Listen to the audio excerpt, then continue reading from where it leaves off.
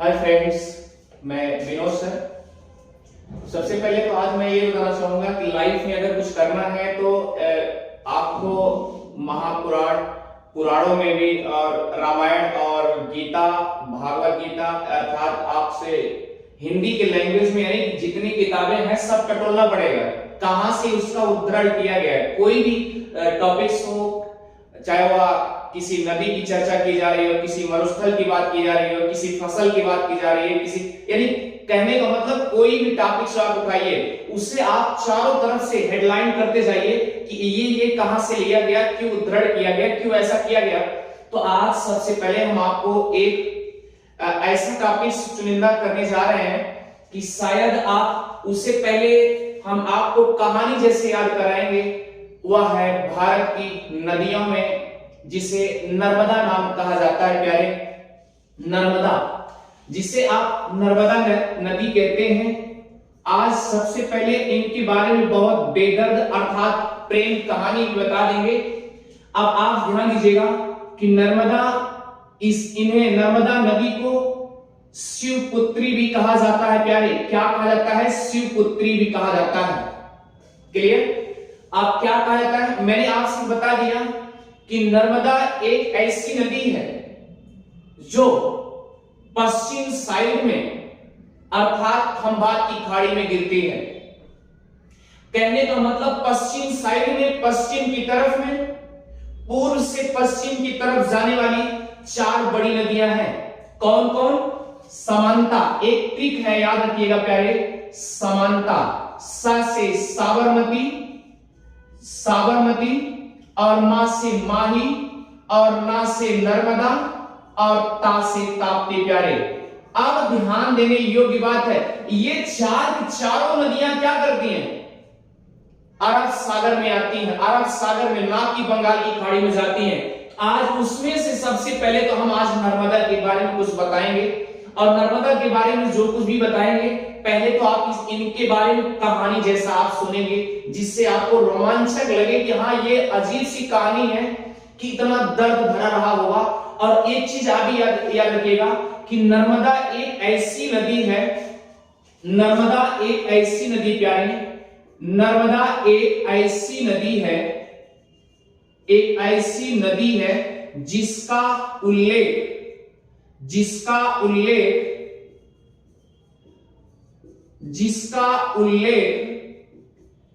चारों वेदों में मिलता है।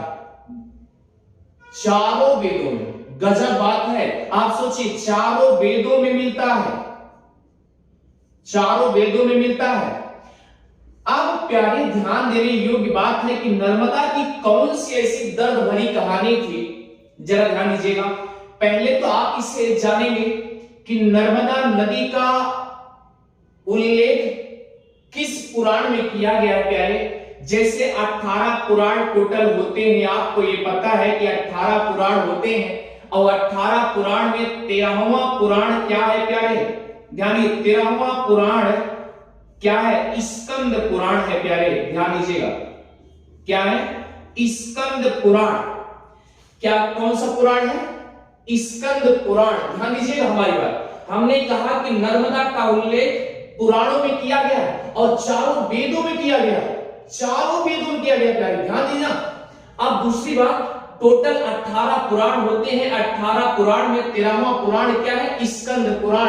और स्कंद पुराण में प्यारे ध्यान दीजिएगा, शिव की चर्चा की गई है, शिव की चर्चा की गई, यानी कि शिव के तत्वों के बारे में उल्लेख किया गया, शिव तत्व के बारे में उल्लेख किया गया। प्यारे ध्यान देना, शिव तत्व के बारे में उल्लेख किया गया है, बारे में उल्लेख किया गया है। प्यारे, अब आपको ध्यान देने योग्य बात है कि पहली चीज तो आपको यह जानना है कि नर्मदा नदी किस पुराण में किया गया है। टोटल कितना पुराण होते हैं? 18 पुराण होते हैं, और 18 पुराण में 13वां पुराण आपका स्कंद पुराण है।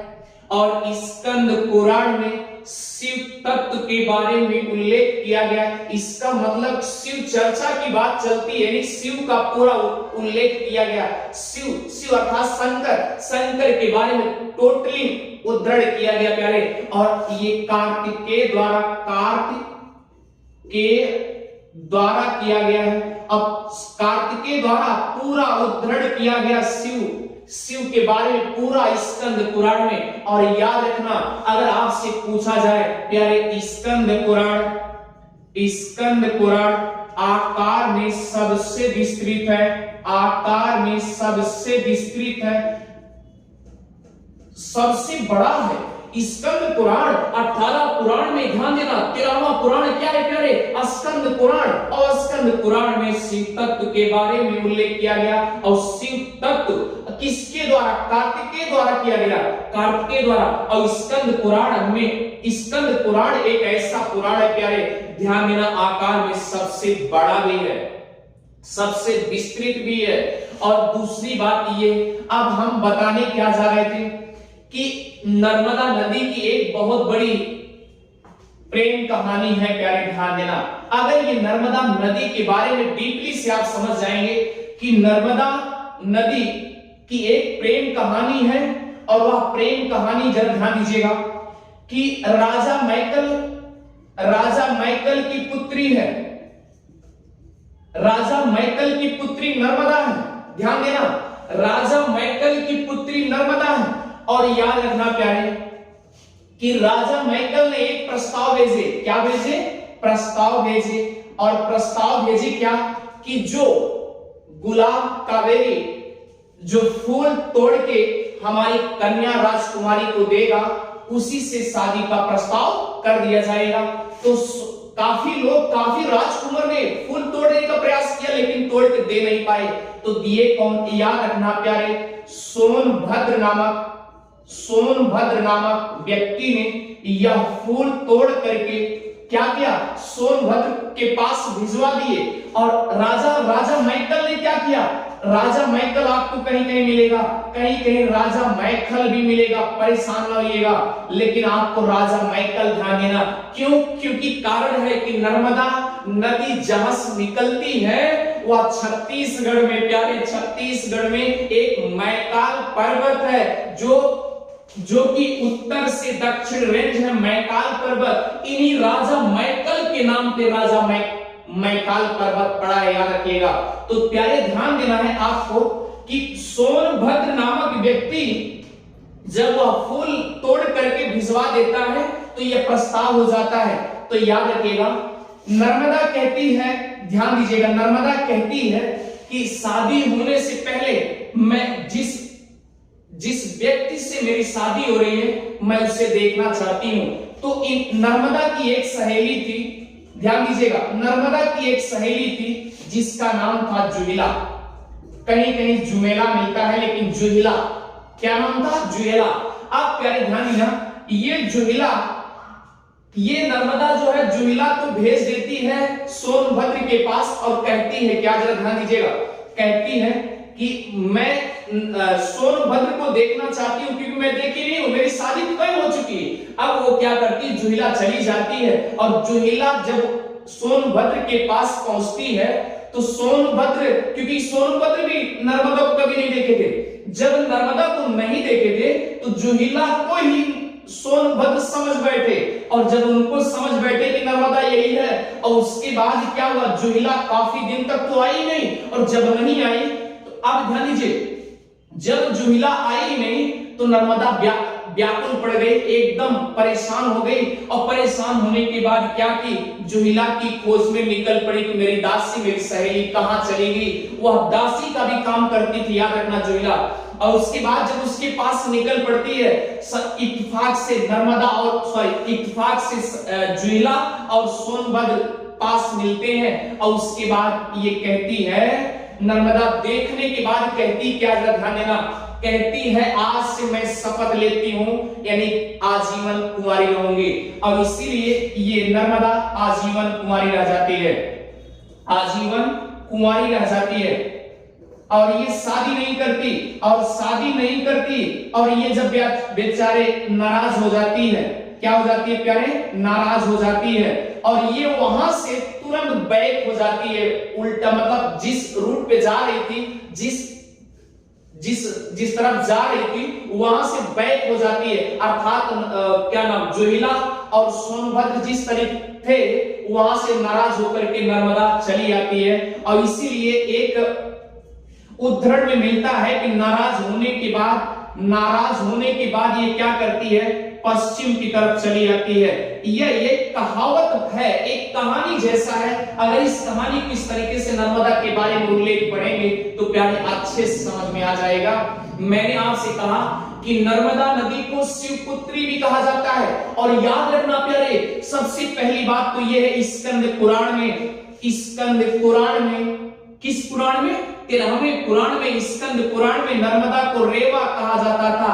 अगर आपसे पूछा जाएगा कि नर्मदा नदी का प्राचीन नाम क्या है तो प्यारे ध्यान देना, रेवा नदी है। रेवा क्या नाम है, रेवा नाम था। अब ध्यान दीजिएगा, यह आपको इतने आसानी से अच्छे से समझ में आ जाएगा। नर्मदा को शिवपुत्री भी कहा जाता है। और ध्यान देना, अब सवाल ये उठता है कि ये जो नर्मदा है प्यारे, ध्यान देना, ये जो नर्मदा है ये एमपी में अर्थात मध्य प्रदेश में 87% बहाव करती है, यानी रास्ता तय करती है 87%। मध्य प्रदेश में 87% या क्या करती है, रेखा तय करती है। 87% बहाव का काम करती है।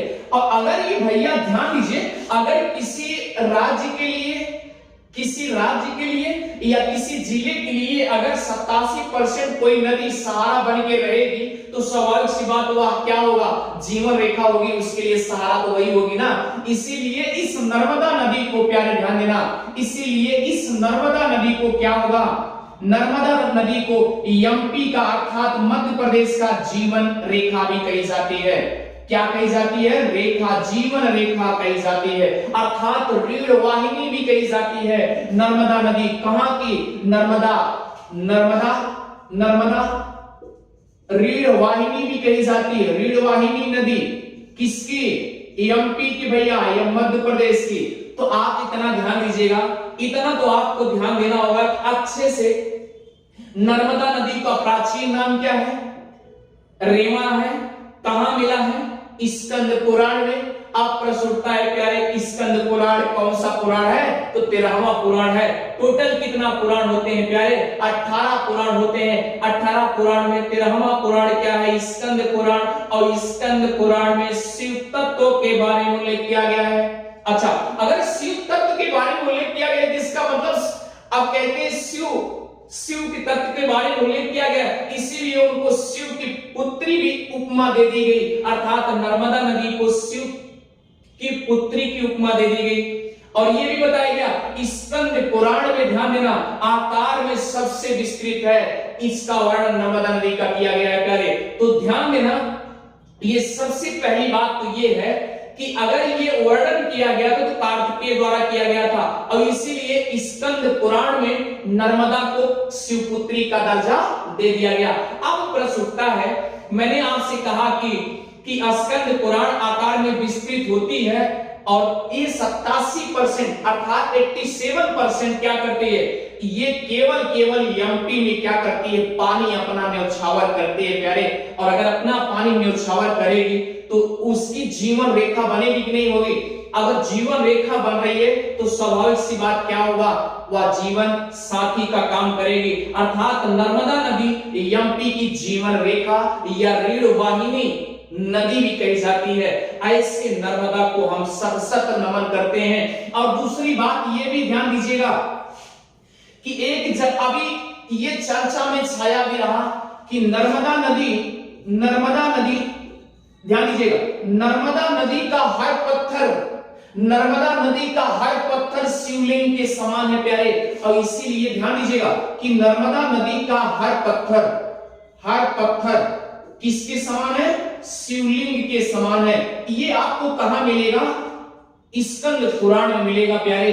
तो ये रही आपकी इस नर्मदा नदी के बारे में और नर्मदा नदी के बारे में मैंने अभी केवल आपको मोटे तौर पे केवल हल्के रूप में आपको कहानी बताया है, बाकी तो इसके बारे में बहुत कुछ है। और ये चीज मैंने ये भी बताया कि ये नर्मदा नदी का उल्लेख चारों वेदों में मिलता है। ठीक है प्यारे, अब दूसरे लेक्चर में आपको हम नर्मदा नदी के पूरे विवरण को हम आपको दर्शा देते हैं और अच्छे से हमको लगता है कि आपको याद हो जाएगा। अगर इस तरीके से आप पढ़ेंगे तो लाइफ में कभी आपको किसी नदी के बारे में, प्रत्येक दिन एक नदी चलेगी और प्रत्येक दिन एक पठार चलेगा, यानी कि जो भी आपको पढ़ाया जाएगा एकदम ट्रिक, एकदम एज ए कंडीशन, कहानी जैसा, स्टोरी जैसा आपको पढ़ा दिया जाएगा, जिससे लाइफ में कभी ना भूले। मैंने आपसे ये भी बता दिया कि इनकी एक बहुत बड़ी कहानी थी कि राजा मैकल की पुत्री थी। राजा मैकल भी मिलता है, राजा मैकल की पुत्री है। और याद रखना प्यारे, और अगर आपसे पूछा जाए कि नर्मदा नदी का उद्गम कहां से होता है तो कहां बताएंगे आप? कहां बताएंगे?